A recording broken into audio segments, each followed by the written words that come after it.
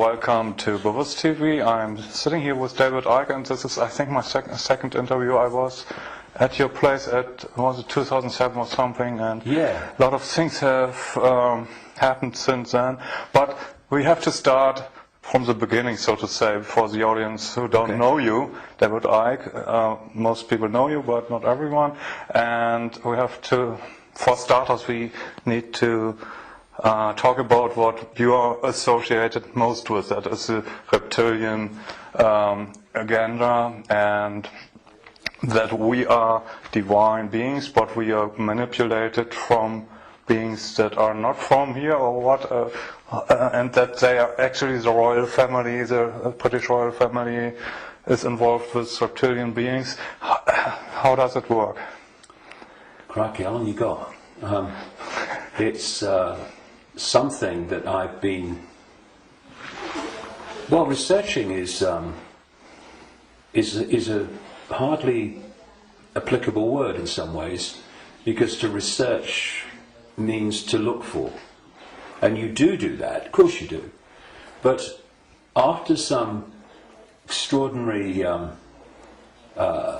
what people would call paranormal experiences in 1990 and 91, my life has become, since then, this synchronistic series of coincidences which have led me to, and even brought to me, really, people, personal experiences, documents, books, and all these different sources that have put information before me in a very coordinated way, like some hidden hand is passing information to you. And it's not just random information, it's information that very clearly, as it comes into my life, has a direction. It has a series of steps. So in the early 1990s, the information that was coming into my life was about the fact that there was a cabal that was manipulating human society and world events towards the goal of a Orwellian global state, in which there would be a world government dictating to every country. Countries would be dismantled and become regions of great power structures. The European Union is a classic. And what we're seeing now with the European Union is the next stage of breaking countries up by destroying them financially, and then centrally dictating financially and in terms of government. And that there was a plan for a global army to impose the will of the world government, a world central bank to impose the cabal's global financial structure and control, and that the plan was for every child at birth to be microchipped as a matter of course. Now that was kind of whoa enough as the information came, and of course with the passage of the years this has been confirmed more and more by the fact that it's happening. Then there was a phase in the mid to late 1990s when, while that other information continued, and has continued to this present day, another, if you like, parallel and connected series of synchronistic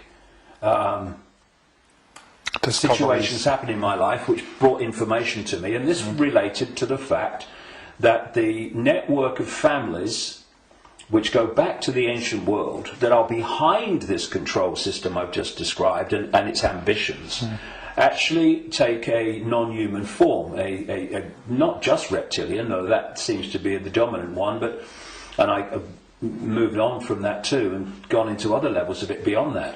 But that there is a non-human force behind this attempt to lock down the world. And then from about 2002, 2003, right to the present day, all these continue. Once they come into my life, these different areas, they continue together. That's why I work 12, 15 hours a day, keeping up with it. But This third phase, from about 2000, 2003, was the most important. Because without this, you can't really understand the rest. And that was about the nature of reality, the illusory nature of what we call physical reality, the fact that solidity is delusional, and that we live in a holographic, illusory physical reality, which is only one level of many multi-levels of this reality, which operates on a waveform level, vibrational level, it operates on an electrical level, it operates on a digital level, and it operates on the holographic level, which we in the conscious mind perceive as the world. And to appreciate that when I look through my eyes, another illusion funnily enough, which is why when people have near-death experiences, they leave the body and they're looking down on the body with the eyes, but they're still seeing. So, I mean, the scale of illusion in our so-called physical experience is extraordinary. I mean, and we've not got to the bottom of it yet. But it is that when I look through my eyes, shall we say, that people think that they're seeing everything there is to see in the space that I'm looking at. No, they're not. They're seeing a tiny band of frequency called visible light, which is so tiny it is ludicrous. And the rest of what exists in this universe, and even mainstream science would say this, although it's Stone Age science I would suggest, but even it sees this, that the overwhelming vast majority of what exists in this universe, in energy, matter, mass, whatever you want to call it, its different forms, we cannot see. And therefore, we are living, if you like, in like a holographic television channel. Mm-hmm. So, all I'm seeing now as I look here is this tiny frequency range called visible light. Channel 1. Yeah, but all the other levels of reality also share the same space as the one that we're experiencing. And, you know, we've got digital television coming in now and all that stuff, but if you take the analog version of television, radio too, they are sharing the same space without interfering with each other, because they're on different frequencies. And thus, interpenetrating this reality that we experience with the conscious mind, it are all the other realities where very, very different worlds are manifest, and with very different what we call laws of physics. And so it's from these frequencies that are very, very close to this one that we use the term with radio and television where interference takes place. And if you have two radio stations that are well away from each other in the frequency band, then they don't interfere with each other. One's not aware of the other one. But you get two frequencies that are close, and it might be dominated by one, but there's interference from the other. Why? Because the frequencies are very close.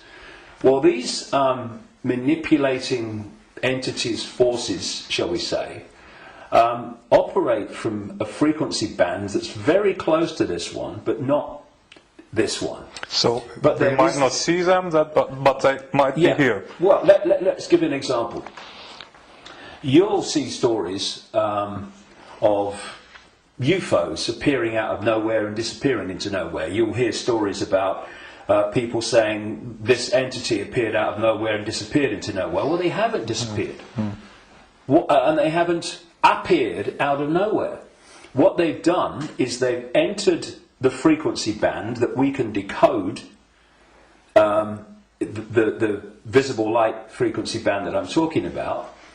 And when it enters that, we start decoding that information because it's now in our ability to do that. And as we start decoding it, bang, to the observer, it appears that it's just come out of nowhere. And then it leaves that frequency range, and to the observer, it's disappeared into nowhere. It hasn't. It's just left that band that we can decode, which is tiny. And so, when you... And I find this particularly compelling when I go around different ancient beliefs and explanations of what's happening. And you find that although they're using different names, they're telling the same story. For instance, there was a group of people, or shall we say a belief system, which goes back hundreds of years and has become known as Gnostic. This was the belief system of people that ran the great library of Alexandria with Hypatia, who was slaughtered by a mob inspired by the Roman Church, because that library carried information and knowledge that would have, as it circulated, demolished the Roman Church's version of everything. And it was challenging the Roman Church version of everything. And what's interesting is whenever you come across the Gnostics' belief system expressing itself, you see it's followed by slaughter, suppression, and the destruction of that knowledge.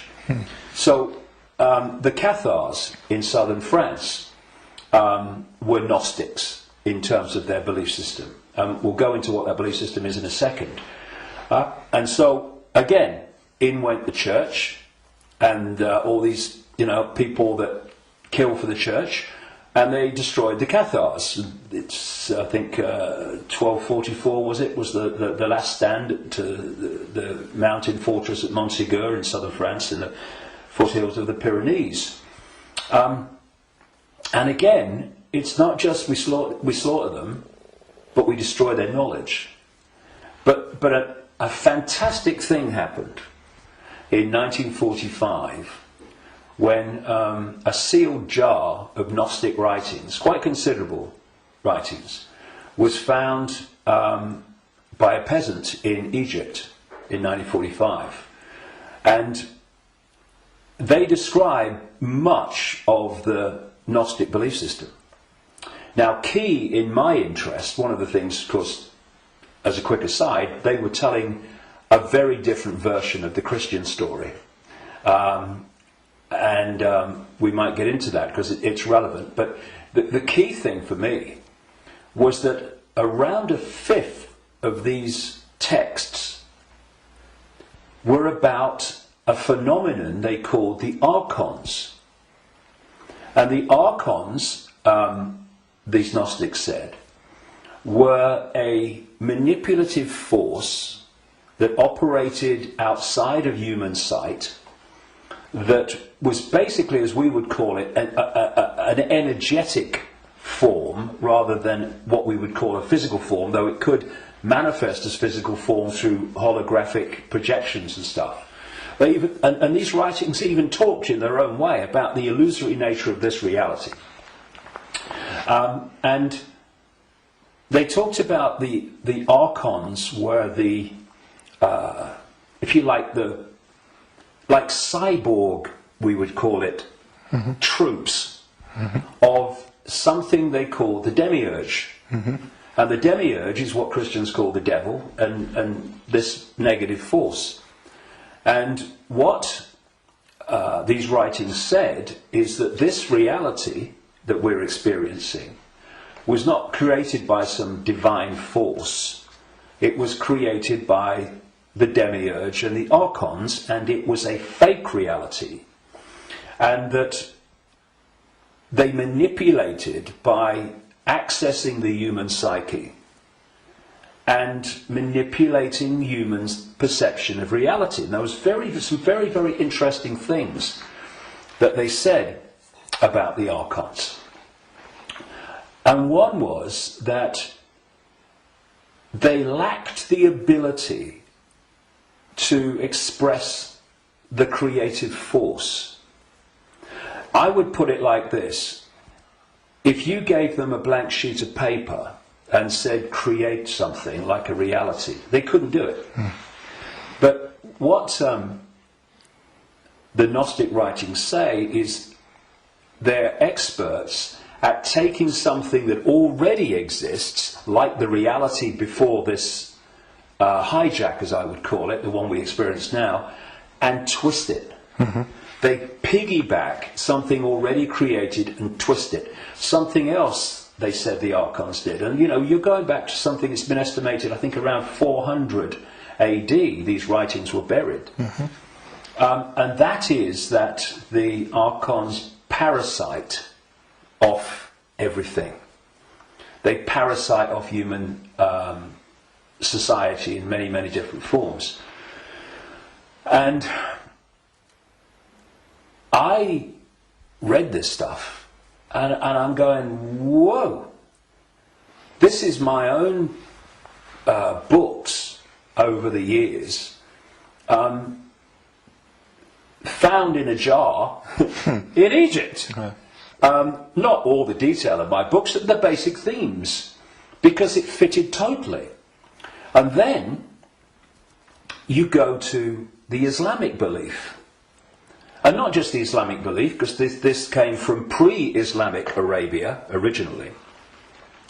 And that is the very considerable focus in Islam on energetic beings they call the jinn. Mm-hmm. And when you look at the jinn and you look at what the Gnostics said about the Archons, hallelujah, hello, they're the same thing. And then you go around other cultures and you see the same recurring theme. And so when you look then at human society,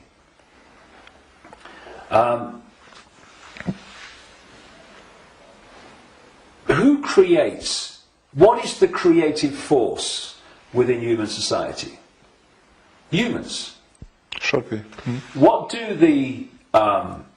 What do these families that I've been exposing all these years, what do?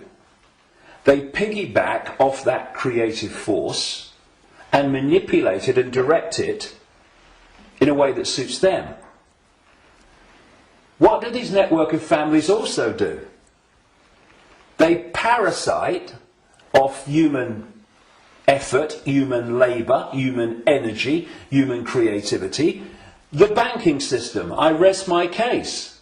What is the global banking system except a structure totally focused on parasiting the energy and off the efforts of the human population? What is taxation in the way that it is today? It is parasiting off human efforts and human creativity. So, what I also found interesting is that the Archons are described as we would say, like cyborgs. They almost like, they're computer-like. Mm-hmm. And they serve this force they call the demiurge. Well, I've been talking about these reptilian entities that operate outside human sight but can come in, and the Archons can, but they can't stay for long because of the frequency difference. They can come in for a while, but it takes so much energy to stay in our reality because it's not their natural frequency band that they can't stay for long. And what they've done, just as a quick aside before I continue that thing about the reptilians, what they've done is they have created a network of bloodline families going way back to the ancient world, which represent their interests with invisible light because they can't come here and stay for very long. So these families, where their outer human form, if you like, is operating within the frequency band of visible light, they are the Archon representatives within human society. And this is why you get this network of families that sit on top of the banking system, the transnational corporation network, the media ownership level, top of science, top of the education system, top of the military, top of the global intelligence network. These are these families representing what the Gnostics call the Archons. And I was just going to say a few minutes ago, when you look at how these Archons are described, they're just like the reptilians that I've been writing about for years, in terms of their computer-like structured to the point of obsession society, which absolutely knows its hierarchical place. Every level knows its hierarchical place in it. And it's very robot-like and computer-like. It's not a flowing creative force. It's very structured. Boom, boom. And that's how the archons are described. And they have no compassion, no yes. I mean, empathy. The only one time I've taken psychoactive drugs in my life was in 2003 in a rainforest in Brazil, when I took a rainforest potion called ayahuasca. And I went into, I had an amazing time. Some people had bad time on it. And for 5 hours, this voice, so strong when I went into an altered state of perception, talked to me so loudly and so powerful about the illusory nature of reality for 5 hours. And when I came back, and because I had instant memory of all of it, when I came back and checked it all out, you could see very quickly that mainstream science, in all its different disciplines, has shown that what I was told that night is true, but because the disciplines are kept apart and are war with each other for funding and precedence, that the dots never get put together, because they're not meant to. We're not supposed to know what reality we are experiencing. It gives us too much power once we know. And this voice said to me at one point, about when he's talking about the computer-like nature of these manipulators, if you programmed a computer to abuse a child, would the computer have any problem with it? No. Why? Because it would just decode the data and act in line with the data, the software program. And this reptilian force is very much like that. Very structured, very predictable. And interestingly, because most people don't realise this, but one of the most important parts of the human brain in terms of human behaviour and response and reaction to situations is called the reptilian brain, or the R complex. And when you look at the traits of the reptilian brain within the human brain, of course other parts of the brain balance that out, or should do, but when you have more reptilian genetics, those traits of the reptilian brain are obviously more extreme and more pronounced. And one of this is mainstream science, one of the key traits of the reptilian brain is obsessive ritualistic behaviour. And what is ritualistic behaviour? It's following the same pattern, day after day, week after week, repeating repetitious behaviour. Now, this is robotic. And so you've got the reptilians described in those terms, the archons described in those terms, etc. And these forces are different expressions and names for the same thing. Now,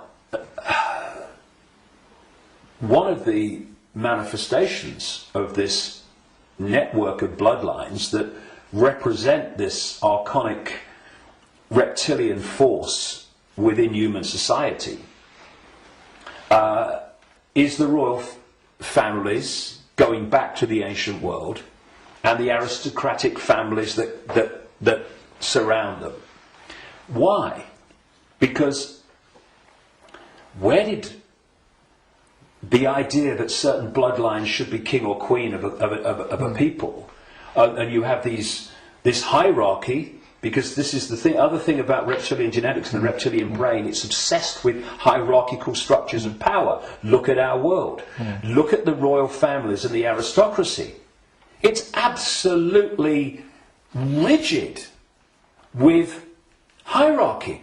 Everyone knows their place. You're a viscount, you're a baron, you're a lord, you're a king, you're a prince, and all this stuff. Yep. This is the human expression, or the partly human expression, because they're hybrids, of the reptilian archon obsession with hierarchical structure manifested in our world. Because what they're doing is bringing that archonic reptilian reality into our world and making our world like theirs, more and more and more. Now, we have this thing, of course, going way back, which goes under the title of things like the divine right to rule. And what is that? That's the right to rule because of your bloodline, because of your DNA. And we have the ancient emperors of China claiming the right to be the ruler because of their descendants from the serpent gods. And the association between the serpent and the snake with royalty and royal families and royal bloodlines, just follow it back. And so you look at these royal bloodlines that have come through, because what happened is that there came a time when the human population started to reject overt, in-your-face dictatorship from royal bloodline. And that you had that move where this force, not entirely, not least in Britain, moved into what I call the dark suit professions of banking and business and all the rest of it. And politics, and have gone on manipulating from that point of view. But some of them survived, like the British royal family. Now, if you want to see a group of people that are so obsessed to the extreme, not just with hierarchy, but my goodness me, they are. The whole British class system, as they call it, is based on, obviously, hierarchy, which is based on the head of state being the Queen. But you want to see a group of people who are obsessed with ritualistic behaviour, look at the royal family. She goes to the same palace at Christmas. She goes to the same palace in the summer. She goes to the same palace in the spring, and so on. And if you look at the royal year, it's ritualistic. It's a hamster's wheel, repeating. And then, and we've seen in the week that we're talking, 60 years, the Queen Elizabeth, 60th year on the throne, the Diamond Jubilee. It's really been in our face in the last few days, and I've watched as much as I can because I wanted to follow the ritual. But, you know, Britain is famous for what is called pomp and ceremony. You know, the guards in red jackets and black hats, you know, like, you know, need a haircut. Marching up, changing of the guard, and then you've got people in breeches and all this stuff. It's unbelievable. But it's not pomp and ceremony. It is ritual. Repeating ritual. So if, you know, I'm saying, and I've said for years and years and years, I've been saying it this week, as this has unfolded, that the British royal family, and the royal families of Europe too, but the British royal family is an expression of this hybrid bloodline which represents these other dimensional forces within human society. And I've described how these other dimensional forces operate, their mentality, how they structured. And you look at the British royal family alone, and it's absolutely a mirror of the very traits that the Gnostics, etc., have spoken of in terms of this archonic other dimensional force.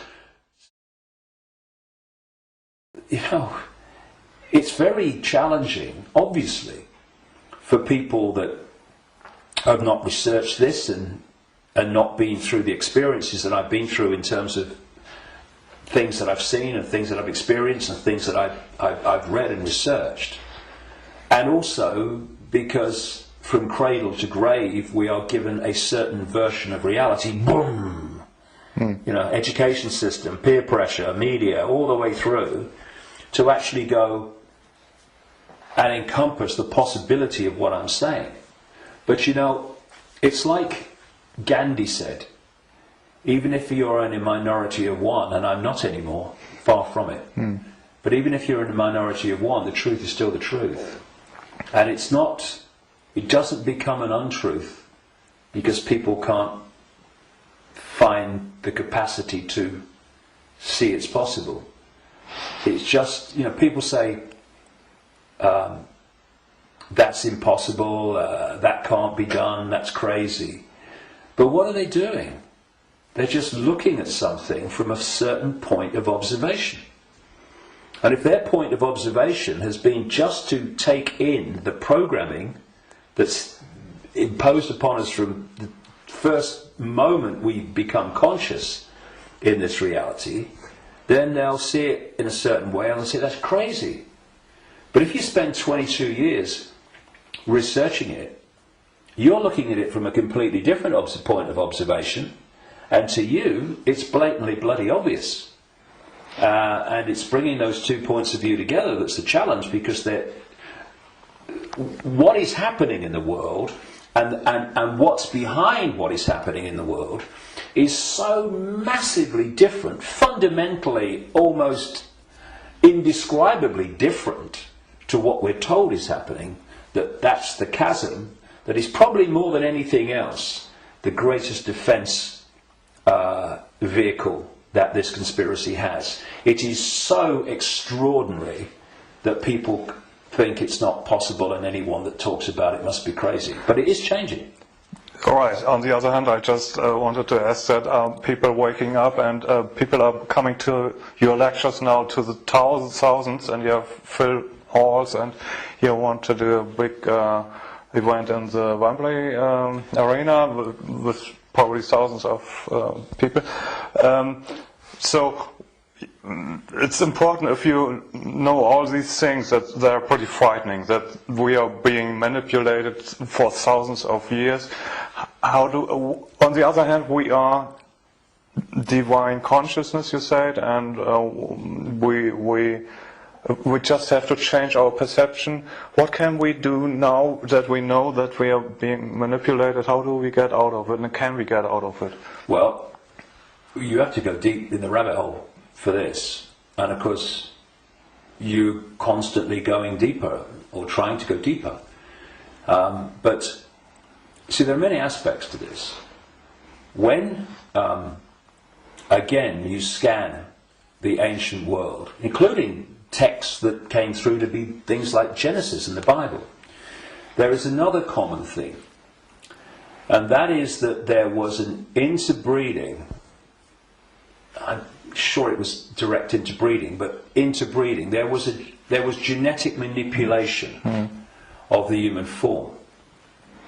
And this is my view, after 22 years of researching this and the information coming to me. Before this force hijacked our reality,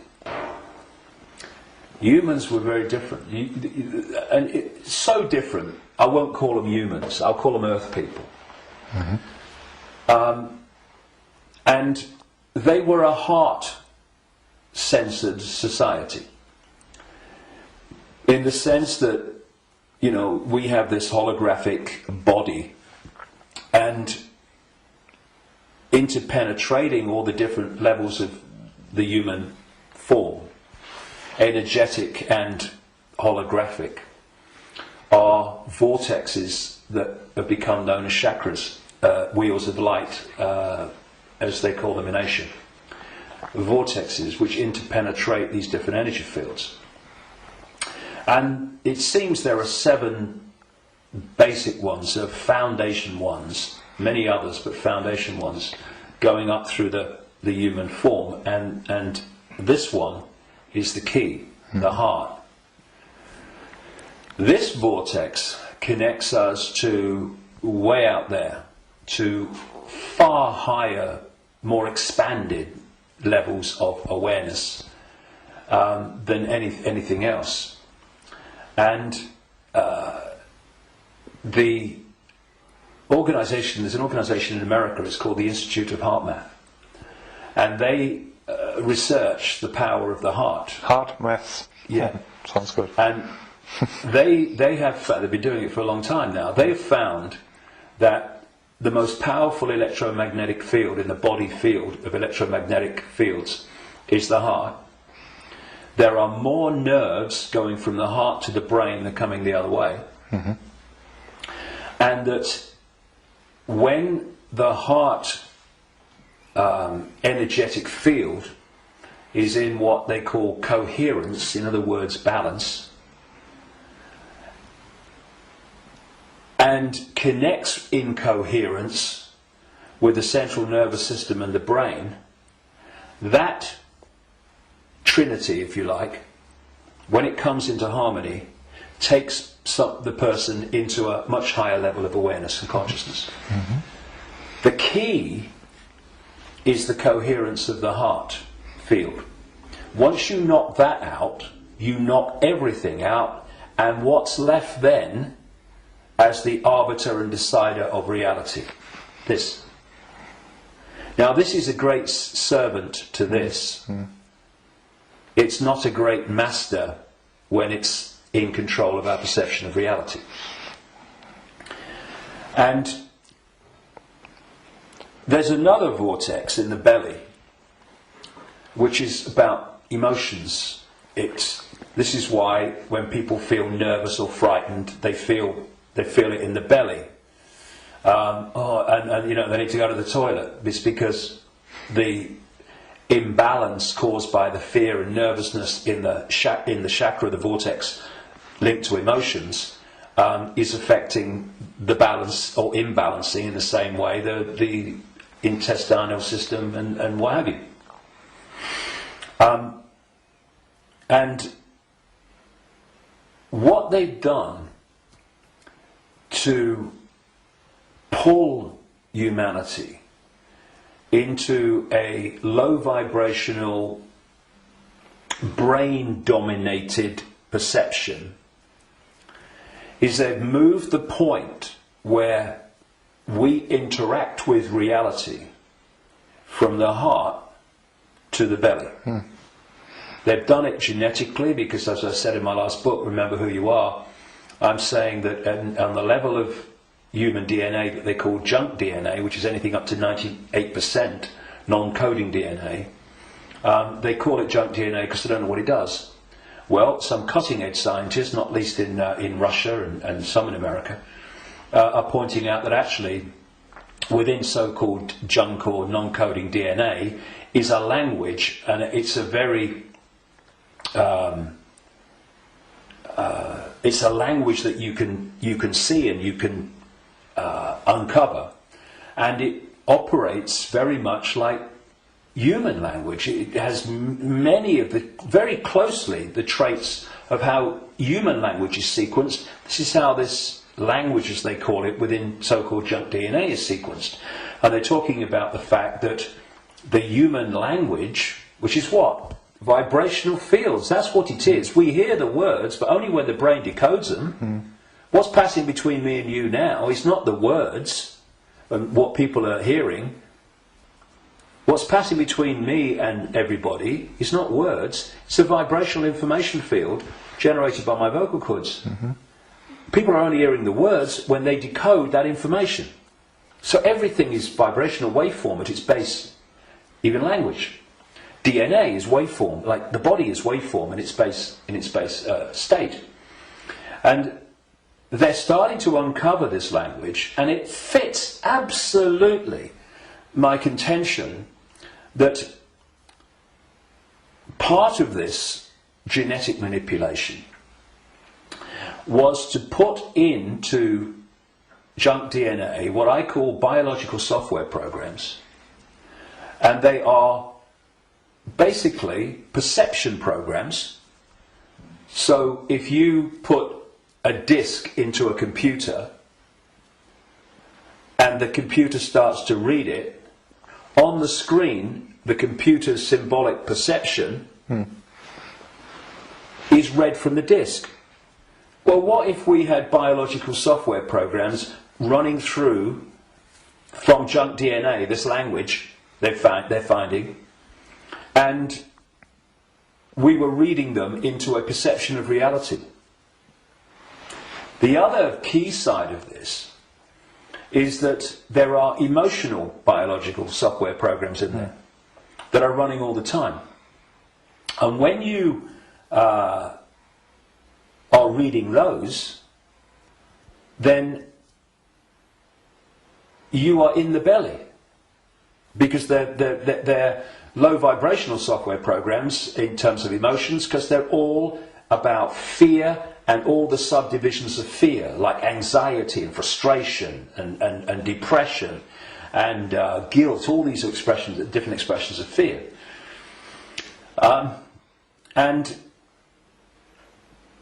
if we do not open our minds, I call this the human body-mind computer, biological computer. If we don't open our minds and let the true self in, consciousness, then humans are operating literally in a closed system in which the DNA emotional and perception programs are running and not being challenged by a level of awareness that is beyond the program.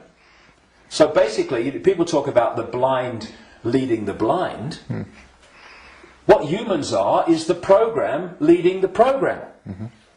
And it is my view, and this may be shocking to people, even some who've been along this road a bit.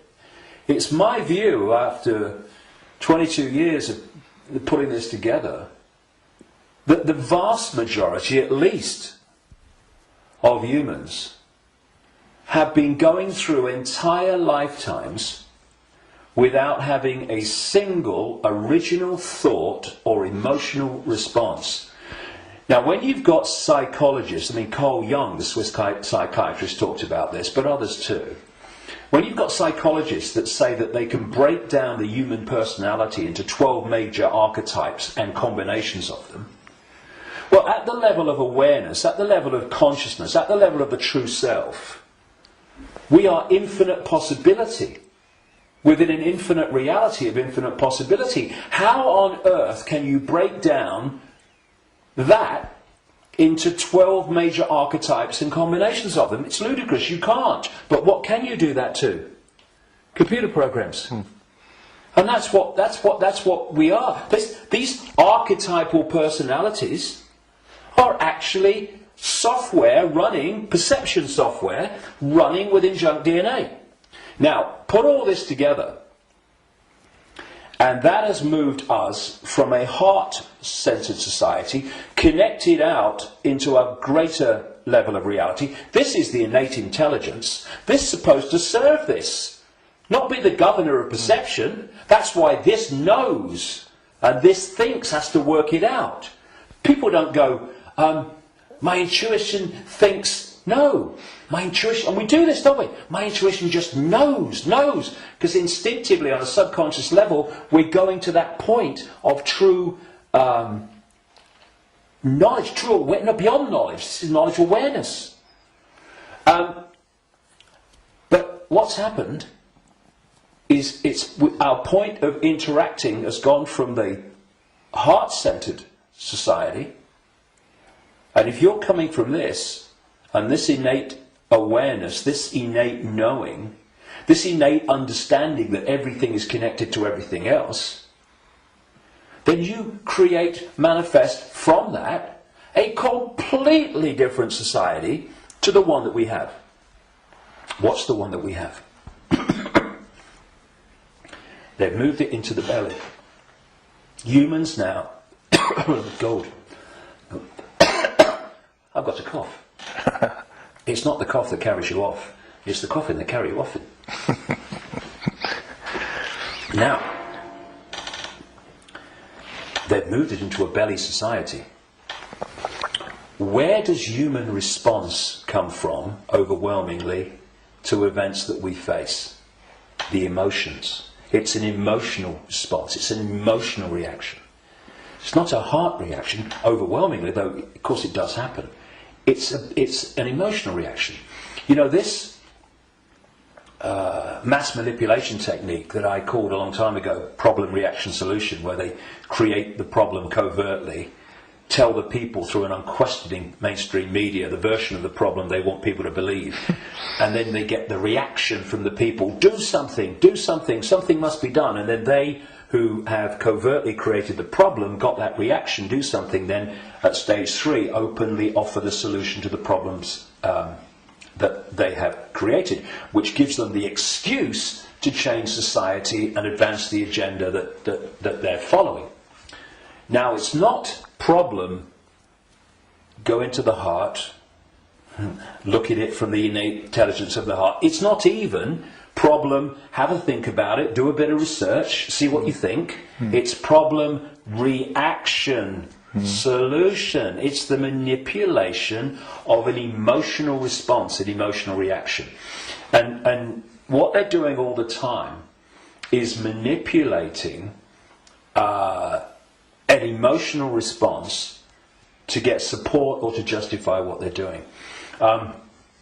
So, for instance, they'll tell you that Gaddafi was killing his own people and what have you, because they're looking for an emotional response. Oh no, we've got to stop him killing his own people. What they don't tell you, of course, is that the rebels were actually put in there, funded and armed by the NATO alliance to cause the problem. And then when Gaddafi's troops start reacting to what they're doing, shooting back at being shot at, then suddenly, oh, look, Gaddafi's killing his own people. Reaction, oh yeah, we've got to stop it. So this is happening all the time.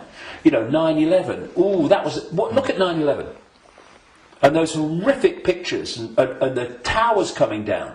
Did that take us to here? No, it took people here. And from this gut, what would you say? Gut reaction. You know how many, people say, what does your heart tell you? What does your heart tell you? Right? But how many times, instead of going, what does your heart tell you? What do we say? What does your gut tell you? Emotional response, emotional reaction.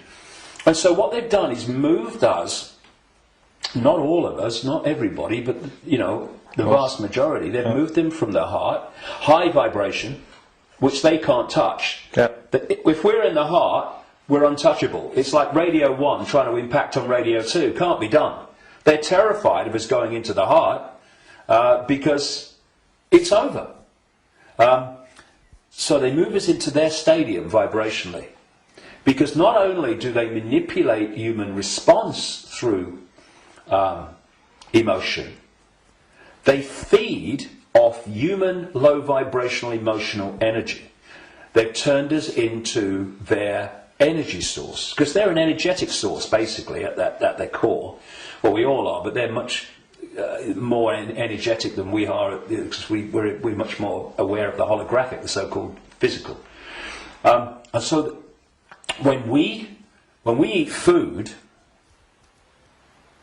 we think we're eating physical food. There is no physical. We're eating holographic food. But the foundation of that food, which we decode into some kind of illusory solidity, is actually a waveform information field. All that these entities do is they feed, they get their energy source, not from a sandwich and a cup of tea, but directly, energetically. They absorb energy in its waveform. And so when we generate low vibrational human emotion, that emotion is resonating within the frequency. That's why we can't see it. We can feel emotion, but we can't see it. Because it's vibrating within another frequency band beyond visible light. And that's the frequency band that these archons, reptilians, overwhelmingly operate in. So every time we generate fear and all its offshoots, we're feeding them energetically. So you get a war, a 9/11, a global war, and you get an economic crisis where parents now in Greece are giving their children away or selling their children because they can't afford to feed them.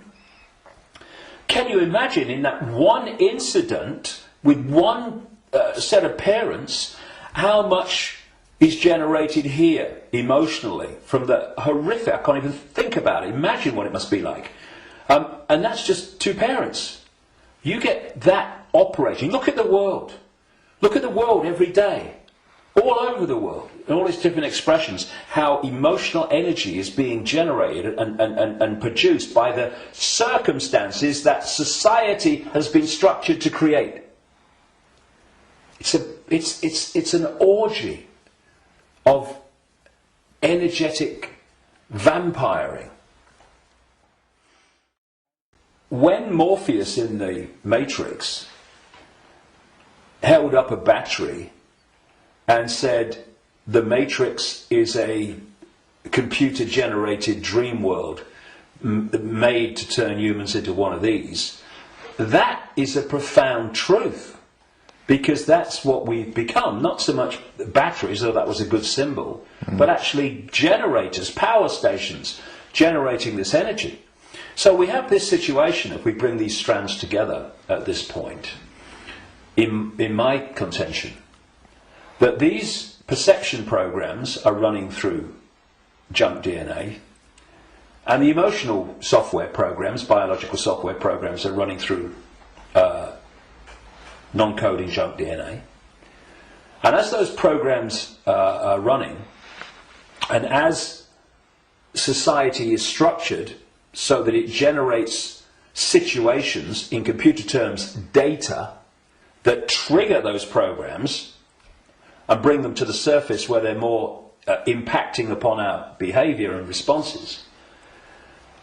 You are locking humanity into this closed system where the program programs the program, and you're also pulling people from the heart, high vibration, down into low vibrational belly emotional vortex, which is pulling humanity into the predator's vibrational stadium, and in doing so they are able to trawl and vampire the energy that emotional state and response is constantly generating. Now, I've talked for a long time from your question, what can we do? Because that background, I suggest, was fundamentally necessary. So what do we do? What can we do? It might sound trite and all the rest of it. I mean, because what we've got to do, of course, is we've got to stockpile weapons. We've got to create human armies to fight against them. And we've basically got to try to do all the things to them that they do to us, right? And where does that take us? First of all, it makes us them. And secondly, if we go down that road, will do what? Will produce more and more and more of this low vibrational emotional energy in the hatred and in the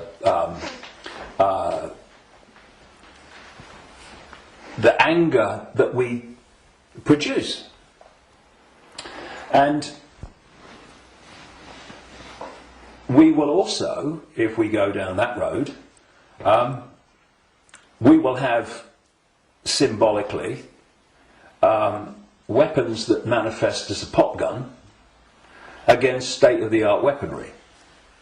So, although it's very macho and very, we've got to fight. I love Tony Blair once, he said, we've got to fight for peace. Sorry, can I just have some time to work that out in a darkened room, please? And it is something that, when you look at it, is very good for the macho we've got to fight him. But as a strategy of bringing this down, is doomed to failure and disaster, because it's playing the game they want us to play.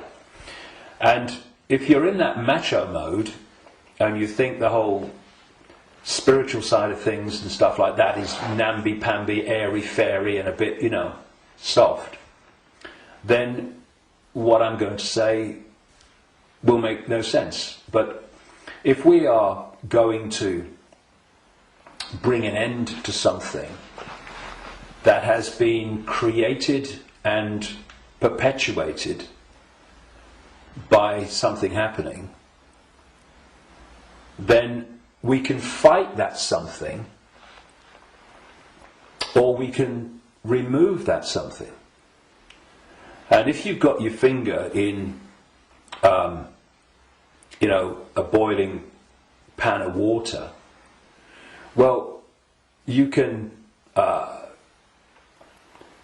turn the gas off, or you can literally take your finger out.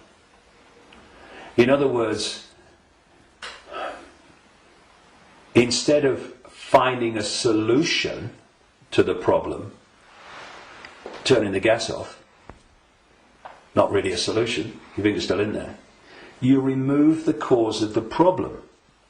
The cause of your problem burning in the water is because your finger's in the frickin' water. So remove it. Done.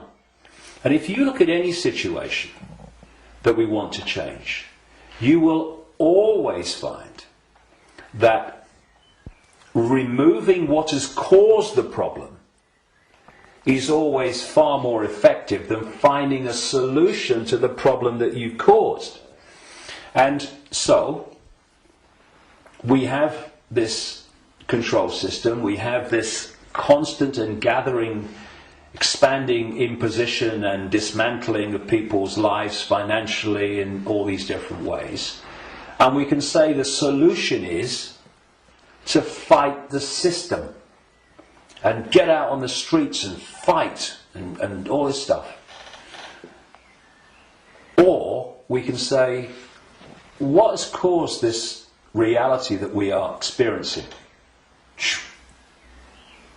So why not remove the cause of the problem? And this is not about fighting. It's not about macho man responses. It's not about shouting loud. It's about changing the way that we interact with reality. And in doing so, stepping out of the influence of the programs that have been running human perception and emotional response throughout known human history, and are creating the world that we live in. Because if I go back to what the Gnostics said about the archons, they have no creative energy. They can't make things happen. But we can. We can, yes. Which is bringing us to an interesting point. We can manifest. What this manipulative force has done has programmed humans to use that gift of manifestation to manifest what they want. And so, if we manifest from our perceptions of reality, then manipulate their perception of reality, and they'll manifest what you've manipulated them to perceive as reality. So, I see people challenging war and conflict when their own lives are full of conflict. Now, we live in a holographic reality at this conscious mind level, and there's a very unique and fascinating trait and characteristic of holograms and holographic reality. Every part of the whole is a smaller version of the whole. So if you take, for instance, in the holograms that you buy in the shops, if you take the waveform holographic print, which is on the print in waveform information, and you cut it in 4, and you fire the laser which reads that information in effect and brings the three-dimensional holographic image projecting from the waveform information on the photographic print. If you cut that into 4 and put a laser to each 4 pieces, you will not get a quarter of the whole picture. You'll get 4 quarter-size versions of the whole picture. And this is why, or explains why alternative forms of healing, like reflexology and acupuncture and others, can find points on the ear and the feet and the hands and all different parts of the body that relate to the body as a whole. Thus, reflexologists can work on a part of the foot and impact upon the heart or the liver, depending on where they're doing it. And I've known and talked to reflexologists and people like that over the years, and they know it works, but they're not sure why it works or why there are points on the foot and the ear and everything that relate and impact upon. Oh, well, it's simple when you realise that this reality is holographic, because every part of the whole is a smaller version of the whole. The body is a holographic manifestation, it's a hologram. Thus, every part of the body must be a smaller version of the whole. And that's why all over the body, in all the different parts, you can find points that relate to the whole body. In the same way, if we have conflict in our own lives on a so-called individual level, and this is going on all over the world in all these different societies, I mean, and it is, then that's a smaller version of the whole. And a hologram moves both ways. When the whole hologram shifts, all the parts of the hologram shift, because they're expressions of each other.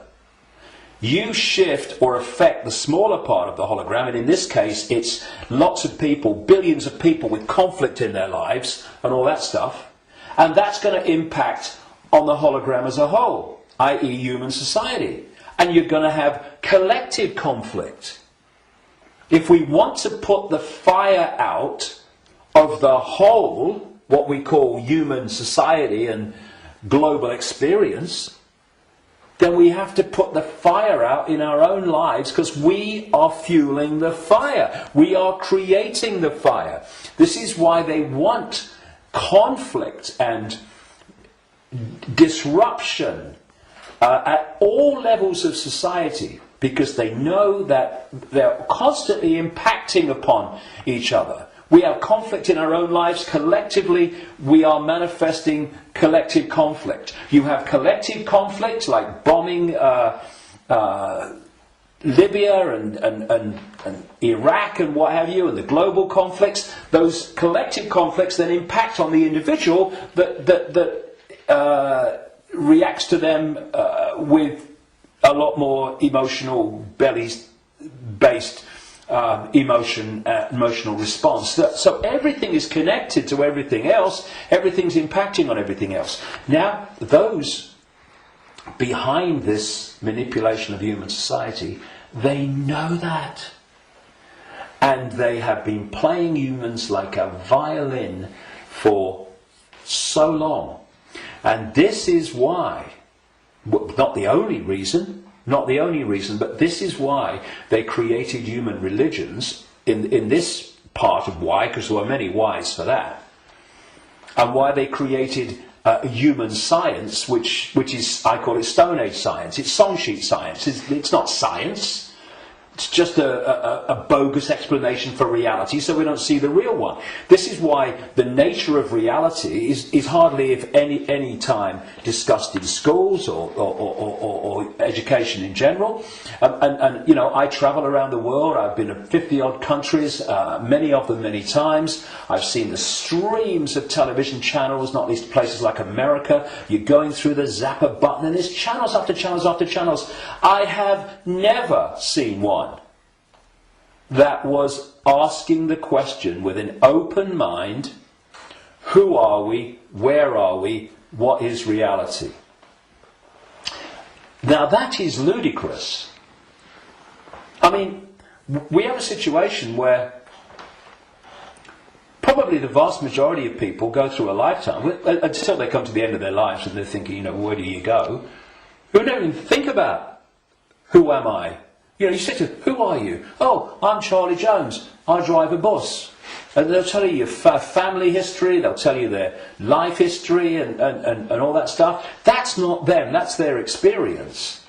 And human self-identity identifies who we are, self, with our experience, with our name, with our job. Who are you? I'm a banker. No, that's your experience, it's not who you are. And so when you lose touch with who you are, and you lose connection to the true self beyond the program, then what's left is for the program to run and dominate our sense of reality. Our sense of reality becomes our point of observation by which we judge everything, and the emotional reaction from which our judgment and response to events comes. And it's a closed, ever repeating cycle. And unless we break it, then this will go on. And we break it by moving our point of attention, the point at which we interact with the world, from there to here. And you know, I had some amazing experiences in Peru in 1991.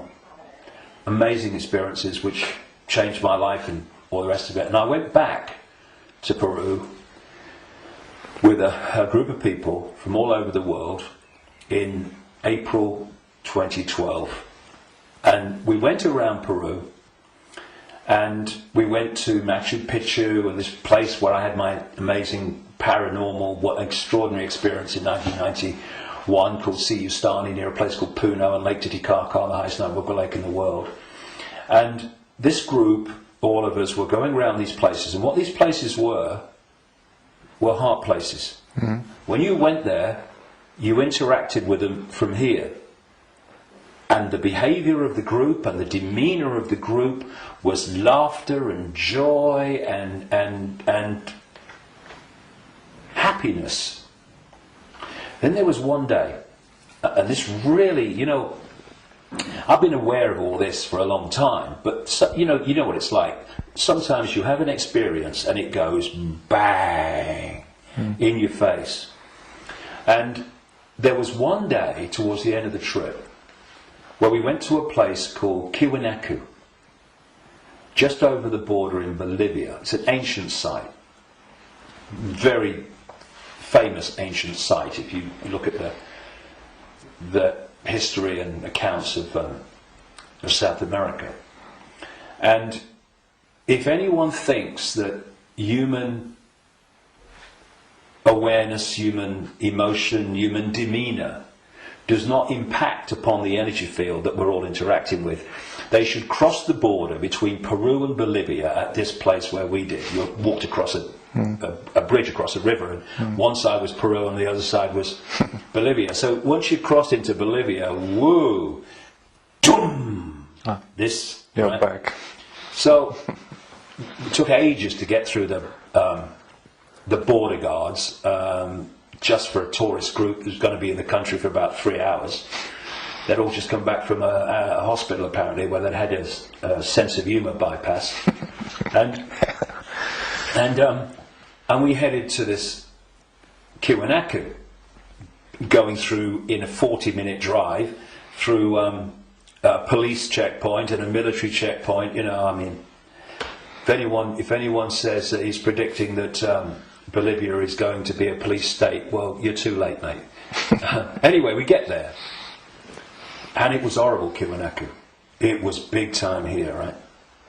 And I felt this in many places around the world, and they've all been connected to human sacrifice and rituals involving these entities operating in other levels of reality, but interacting with this one. This is what satanic rituals are.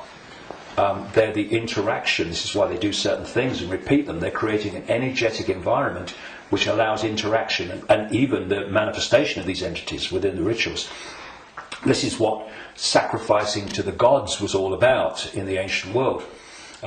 Because when you sacrifice someone, the people doing the sacrifice, they drink the blood and eat the flesh, which is what this whole Roman Catholic thing is really about. Drinking the blood of Jesus and eating the flesh, that's just a mild bloody cover for what goes on in the background. But on the other levels of reality, while this is going on, these entities, perceived as the gods, are feeding off the terror of the victim. Right? This is sacrifice to the gods. Anyway, we get to Kiwanaku, and it was that kind of energy. Ooh.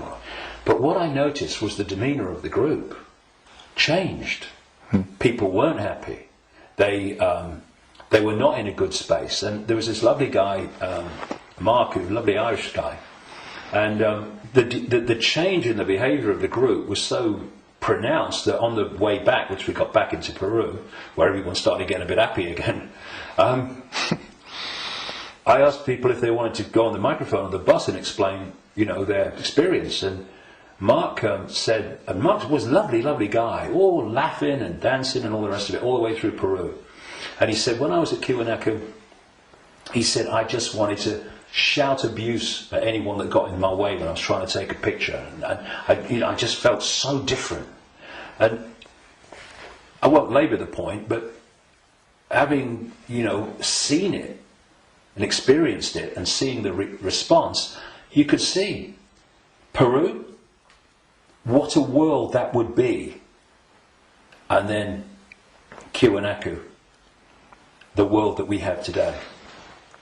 And we really got to move to here. And I would say to people, it's a challenge in this world, because virtually everything in this world is designed to push you here.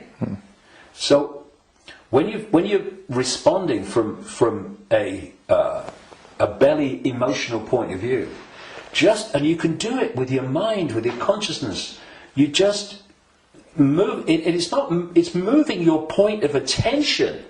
That's what it is. You move your point of attention, and you move it here, and feel that point of attention here, not here, and you'll see the situation you face. I know because I've done it myself, and I've talked to others about doing it, and they have, and they say, yes, it does work. You get to bring it to here. A situation that you're facing looks very different here to here, and vice versa. This is what we need to do. We need to become the heart-centered society that we are being hijacked and manipulated out of. Now, it's not just about moving your point of attention here and seeing the situation from here. Once you move your point of attention here, the vortex opens. Because now you're interacting with it with your own awareness instead of interacting in a way that's dominated by this emotion. And when that opens, what comes through that energetic channel is innate intelligence, innate insight, innate knowing. And suddenly you're seeing the world and getting insights into things, and you're seeing what is happening as it is, and not as this is programmed to see it. And this is programmed to see it. You see, the brain, isolated from the heart, works in unison with the emotional chakra, and these two in unison, crikey, they're a bloody nightmare. Look at everything about human society that you don't like. These two buggers working in unison are where it comes from. So This. we go there. See, this, I'm talking about these emotional and perception programs that I say are running through junk DNA. Once the heart is no longer impacting in any way significantly on our sense of perception, on our sense of reality and all the rest of it, our sense of response, then the brain becomes the governor of our what? Perception, which is dictated to the brain once this is out of the way, which can override those bloody programs running through junk DNA. Piece of cake. You know, this is where the power is. This is what they're terrified of.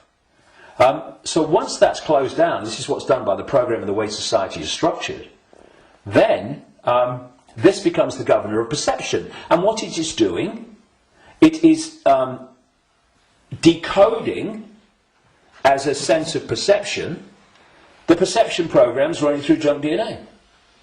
And that perception of something becomes an emotional response to something, and this is an emotional response from the programs running through junk DNA of the emotional programs. So here's your, if you like, your holographic manifestation of the perception programs of self and the world and reality running through, and here is your holographic expression in response and reaction of the emotional programs running through junk DNA.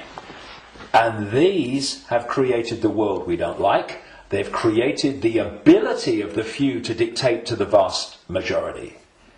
Because this will never see it. This will never get it. Except up to a point.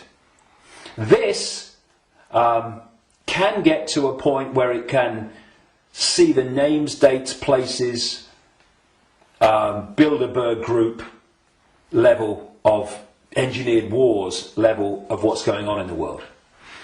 But seeing where that is coming from, what's behind it, you've got to go in here. Because if you don't, you can't get into the rabbit hole. Because this can only go so far. And it's my view, and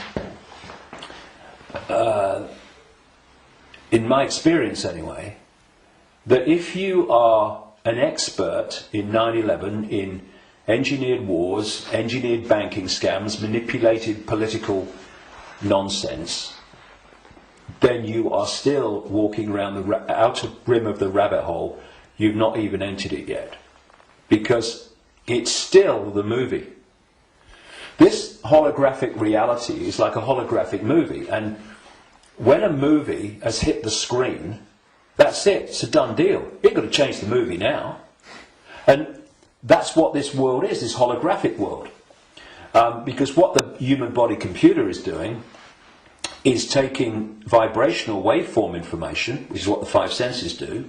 It's turning it into electrical information, same information, different form, and it communicates that to the brain and the whole genetic structure, in fact, and that decodes it through into the digital and then the holographic. So the holographic, this apparently physical world, is the end of the story. That, in movie terms, is the movie hitting the screen. You ain't going to change it. You won't stand up in front of a movie screen and start shouting at the screen and telling the movie to change, will it? People will go, you're mad, mate, you're mad. If you want to change the movie, you've got to change the reel. It's being projected from back here. But that's what we're doing. You know, so many ways that people respond to this conspiracy when they meet it at some level. It's, we must get out in the streets and protest. Well, I'm not saying don't. But that's still trying to change the movie when the movie's hit the screen. If you come back and go deeper in the rabbit hole, and you understand where this movie's being projected from, which is from other frequency bands of reality through the Illuminati families and the Illuminati structure within visible light human society to become the movie we call human society, then you can go back to the point it's coming from, and therefore you can change what's coming. You can change the movie. And that's what we need to do. And to do that, you know, those that And I'm not knocking the 5 sense level of the conspiracy and communicating it, 9/11, manipulating. I'm doing it every day on my website. Books are full of it. We need to know that. But if we only do that, then basically we are seeing the outcome. We are not seeing the origin. And you cannot change an outcome without changing the origin. When I look at so much conspiracy research, good luck to them. You know, everybody that comes and does this, hallelujah to you. Good on you. But there comes a point where we know how the system works in the holographic world. I mean, what's left? Finding out what size shoes Henry Kissinger takes. Yes, on a daily basis as it unfolds, we need to, you know, keep with it. But, okay. But are we going to become recorders of our own enslavement? Oh, see, I told you they'd do this next. Look, they're doing it. If we do that, we've moved from not knowing that the prison's being built around us to seeing the prison being built around us. But there's a common theme between the two of them. The prison's being built around us. And that's fine if people want to do that only. I'm not saying don't do it, but to do it only and ignore where it's coming from, therefore the solution or the removing the cause of the problem. The people who only do that will record and record and record and record their own gathering enslavement and the enslavement of humanity until we wake up. Would you come with me, sir? I ain't waiting for that. We need to change where it's coming from. And for that, there are some major challenges for those in the conspiracy research arena who are dominated by a sense of patriotism and dominated by a sense of a religion. Because patriotism, in the sense of, I'm not saying don't, love your country and love your culture, nothing like that. But patriotism, in the sense of self-identity, I am an American, I am an American patriot. No! That is your experience. What you are is infinite awareness. All that is, has been, and never can be. All possibility. Having that experience. And I'm a Christian. No, you're not. That's the belief system you have chosen to take on as your persona. But it's an experience of being a Christian. It is not who you are. And if you self-identify with being a Christian or being a Jew or being a Muslim or being a Hindu, again you are in a self-identity which is self-identifying with something that's not you. And also, and this is in terms of getting to the origin, it means that you are not going to go, I've come across this all the time, me. I mean, I'm the guy that people in mainstream society, they see conspiracy researchers of the 5 sense nature as extreme and crazy. A lot of them see me as extreme and crazy. Because if you think that all you need to know about life and reality is between the covers of two covers of a book, written by who knows when, and who knows what circumstances, the Quran and the Bible and all the rest of it, then and what that tells you are, reality is, and how it all works, you ain't even gonna begin to go down the rabbit hole into the areas that we need to understand. Because if you do, you immediately realize that your religion is part of the conspiracy. I talked earlier about the archons and this demiurge, that this like devil figure, as Christians would call it, that the Gnostics talked about in their texts. Well, that demiurge and those archons, those jinn and whatever you want to call it, those reptilians and all the different facets, they are the force that the major religions worship as God. Yeah. It is the Islamic God, it is the Christian God. Well, I'm being controversial now, aren't I? I have been known to. I don't care. I want the truth, not a popularity contest victory. It's the God of Islam, it's the God of Christianity, it's the God of Judaism. Yahweh! Oh, that's the demiurge. That's this fake manipulator of creation that the Gnostics talked about. So we got this situation. Please tell me it's not true. I'm afraid it is. But it doesn't have to be. We just change it. And it's gone. But where this unseen network that the Gnostics talked about, all these people talk about, have created this conspiracy, this network of human manipulation of politics and business and banking and all the rest of it. And some people, increasingly large numbers of people, fantastic, have started to see that and challenge it and try to expose it. But at the same time, they are welded to religions that are worshipping the very force that created what they're trying to expose.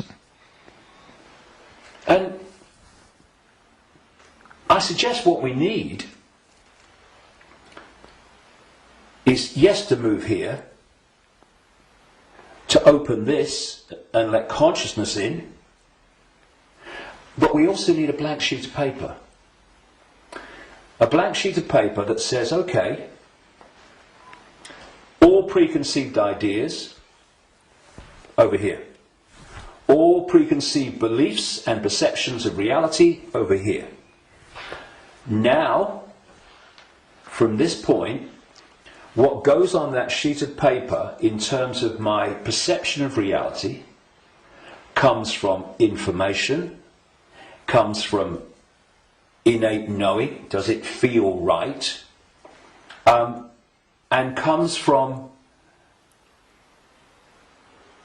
it standing up on the basis of credible information and intuitive knowing. Now, some of these preconceived beliefs, they might be able to be put back. Mm-hmm. Maybe, I don't think many will. I don't think any will, really, but they can be. But they're not there on the sheet of paper dictating reality by reflex action. Like David Icke, he talks about shape-shifting reptilians. He's mad. It's not possible. No, you do not believe it's possible, and thus you are dismissing what is absolutely explainable, not because you've researched it, not because you've even looked at it, but because that program, which is dictating your sense of reality, cannot encompass it. Thus, people say to me, and have said to many people in this arena, when the actions of these families have been exposed, they'd never do that. No, mate, you would never do that. They would and are every day. It's this, and then you say, well, how much? I've said this to television interviews in the mainstream, but they're like, loads of rubbish.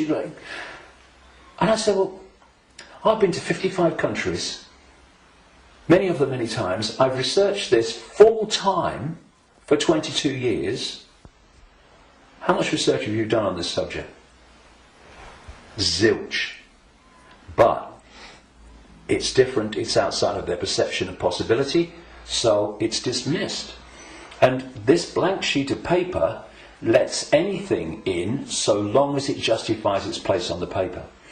And when you do that with an open mind, you don't say, I'm a Christian, so I don't criticize Christianity. You go, I'm going to look at Christianity and what I've believed up to this point from a detached perspective and see if it stands up.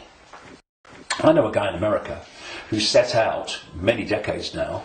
He was a real avid Christian, and he set out to prove the Christian story was true. Jesus existed and all this stuff. And very soon after this, as he started, I'm going to show it. Of course, what he realised very quickly is the evidence is all the other way, and he became a conspiracy researcher because then he's going, well, nothing of it. If I've been duped on this, what else am I being duped on? And then the dominoes start to fall, and you start to see the greater conspiracy. But he had an open mind enough to see that when the information was going in a certain direction, he was willing to go with it. But a lot of people that are welded to religions, they don't want to look at the information. And you can be a religious believer, and you can go to the 5 sense level of the conspiracy, because you can say it's Satan and Jesus is coming, and it's Armageddon, and it's the end times and all that stuff. You can do all that from a Christian perspective, but you ain't going to get in the rabbit hole. To do that, all those belief systems have to go, because they're there to censor the true self. Okay, thank you, David. That's amazing, and a lot of information, and a lot to think about. But the important thing is not to think, but to know, to feel, and we all have the ability and the what humans have. We can change it because we can create, which the others can't. Yeah, so they create through us, and the difference is, and the way to turn this around is to, instead of having our sense of reality manifest as our experienced reality by external forces manipulating our sense of reality, which becomes our experienced reality, we get rid of that influence, and our unique perception of reality becomes our unique experience of reality. Do you think we've got a world worth living in then? Do you think 2012 is a year that a lot of people say then there will be a major change? Do you think that's happening? Well, I've not gone along with that in the way that it's just been described in many ways. I came across a theme almost immediately after my initial stirring awake in 1990, in the spring, when I went to a psychic because I felt this presence around me all the time, and I wanted to know what it was. I didn't tell her, but just so she would pick it up, and bingo, lots of things happened. So, I was going to go out on a world stage and reveal great secrets, and there's this shadow across the world had to be lifted astray, be told all that stuff. From that very earliest time, there was this theme that there was a vibrational change, which I would see now as a waveform information change, that was going to have many effects, but two major ones. One, it would awaken vast numbers of people eventually to another perception of self in the world of reality. The less closed-minded would be affected first, but eventually people at that time who were absolutely in the bubble, in the box, would be affected. Well, it's happening. Quite demonstrably, it's happening. And the other effect, major effect of this vibrational change, which way back in 1990 I gave the title The Truth Vibrations because of this, these changes that we was going to bring, was going to be that this vibrational change would bring to the surface all that had been hidden so people could see it. Well, you look about people waking up to another version of reality and self and the world in vast numbers in 1990. You look at all that's been hidden coming to the surface in 1990. You know, what? Look at it in 2012. It's incredible. It's happening, right? But this truth vibrations that I was, as I called it, was going to be something that would get more and more powerful and more influential. And the significance, the greatest significance for me of 2012 is that it's not 2011, but it's not 2013 either. However, I think that what we are seeing in 2012, and we'll see more of in 2013, 14, 15, is that we are now reaching a point in this where it's starting to be tangible in its impact. You know, I'm seeing people now within the system, doctors, scientists, people like that, are starting to look and saying, it's all nonsense, isn't it, right? Now this is, so we've reached a point in 2012 where this is becoming more and more tangible. And I think by the end of the year it will be more tangible, you know, because this is an ongoing thing. And the focus on 2012 in a positive way about, you know, this is going to be the Great Awakening. And I don't think it's going to be the Great Awakening in 1 year, but that focus on it, people are focusing on the fact of awakening, and that's bound to impact upon people opening their minds. The negative part about it, of course, is this stuff about the end of the world and all that stuff, which brings, where does that take you? It takes you here. So I think that 2012 is significant in that way. But in 2013, we're going to see the impact even greater, 2014 even greater. And there's going to come a point where this information vibrational change is going to reach a tipping point where it's the dominating perception. And at that point, the House of Cards will come down. And one of the other themes in the last 22 years that I've picked up from many different sources and stuff is that just when the control system appears to hold all the aces and has got everything in place, it's going to come down so fast it's going to be shocking. So for a little while longer, I mean, we're seeing it now, you know, President of the United States every day deciding who's going to be killed in a drone attack and all that stuff without any due process or anything like that. So we're moving, but at the same time, this awakening is moving as well. And, you know, the president and the control system and their agenda and their unfolding Orwellian state, although it's not called that, the facets of it as they unfold are all over the television news and they're in all the newspapers. So people can get the impression, understandably, that that's all going on. Oh my goodness me, look at this. What's not in the papers, what's not on the television, for obvious bloody reasons, is that this is this quiet, well, in terms of people like me, as loud as I can bloody be, awakening, but a quiet awakening with most people is gathering and it's growing. And it will eventually be like a tidal wave of change and bring an end to this bloody nonsense, because the power that is used to enslave and manipulate us is merely the power we give away every day. When we stop doing that, there's a very loud bang and the House of Cards comes down.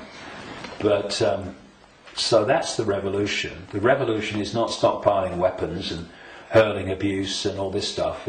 The revolution is remembering who we really are and the power to dictate our own reality collectively and individually that memory brings. That's the revolution, remembering who we are.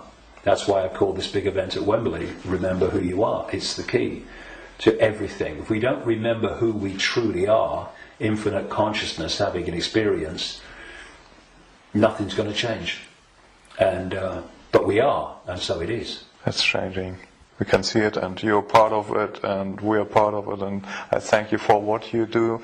Well, thanks. And anyone can be part of it. It's just a choice. Right. Thank you, David. Cheers, mate. Thank you. Thanks a lot.